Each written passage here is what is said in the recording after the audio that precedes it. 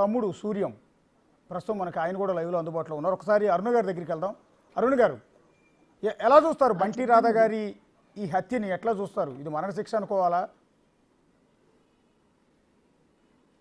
బంటి రాధా గారి హత్యకు సంబంధించి తను చిన్నతనంలోనే పార్టీలో పనిచేయాలనే ఉద్దేశంతో వెళ్ళింది. మావోయిస్టు పార్టీ వాళ్ళు కొంతకాలం నుండి తన వ్యక్తిగత విషయాలకు సంబంధించి కొంత అనుమానాలు వ్యక్తం చేస్తూ ఇచ్చేశారు. సరే, వ్యక్తిగత విషయాలకు సంబంధించి కానివ్వండి, లేదా ఇంకా వాళ్లకున్నటువంటి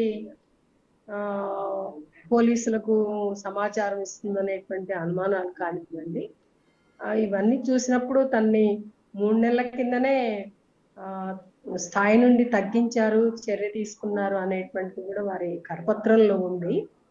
ఆ విధంగా ఇంకా ఇట్లా చేస్తుందనేటువంటి ఆధారాలు ఉన్నప్పుడు, అంటే అమ్మాయి ఉద్యమంలోకి వచ్చినటువంటి పరిస్థితి కానీ, వాళ్ళ కుటుంబ పరిస్థితి కానీ, ఇంకొకటి కూడా అన్నారు, పోలీసులు కూడా ఒత్తిడి చేశారు అనేటువంటిది. ఆ ఒత్తిడి చేసినటువంటి ఇవి కానీ ఏదున్నా స్థాయి నుండి తగ్గించారు, బహిష్కరించినా సరిపోయేది అనేటువంటిది మేము భావిస్తున్నాము.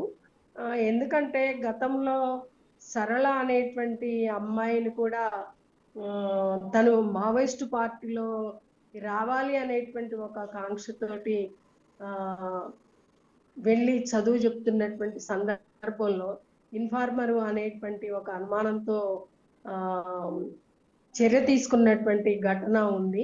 ఆ ఘటన మీద వాళ్ళు పార్టీ వాళ్ళు ఆత్మవిమర్శ చేసుకున్నటువంటి విషయం కూడా ఉంది గమనంలో. అందుకని ఏది ఏమైనా కుటుంబ నేపథ్యం కానీ, అమ్మాయి ఉద్యమ నేపథ్యం కానీ ఇవన్నీ చూసినప్పుడు తన్ని బహిష్కరించి ఆ విధంగా ఇచ్చేస్తే బాగుండేది అనేటువంటిది మేము భావిస్తున్నామండి.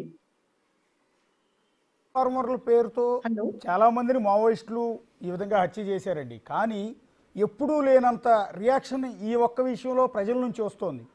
ఒక దళిత బిడ్డ కాబట్టి వివక్ష ఉంది మావోయిస్టుల్లో కూడా, దళిత వివక్షతోనే ఆమెని చంపేశారు అనేది ఇప్పుడు బయట నుంచి వస్తున్న ప్రశ్న అండి.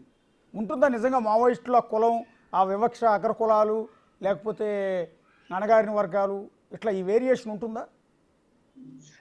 అట్లా ఉంటుందనేటువంటిది మేము భావించట్లేదండి. అలాంటి వైఖరితో ఇది చేశారనేది మేము భావించట్లేదు. ఒక్కసారి బంటి రాధా గారి